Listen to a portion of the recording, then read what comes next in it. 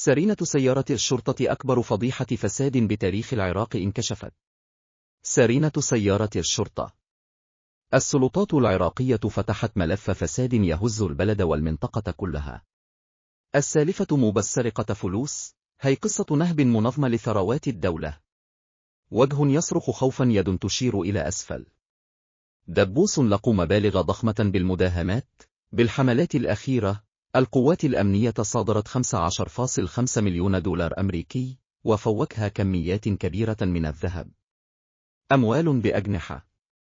دبوس تجميد أصول ثانية. التحقيقات كشفت عن 10 ملايين دولار إضافية، ومبالغ كبيرة بالدينار العراقي، بالإضافة إلى حوالي 40 عقار فخم تم الحجز عليها. مبنى إداري.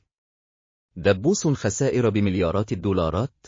خبراء الاقتصاد يكولون إن هالشبكة كانت تسبب خسائر تقارب ملياري دولار لخزينة الدولة بكل دورة برلمانية. مخطط باتجاه انخفاض. دبوس خيول عربية أصيلة.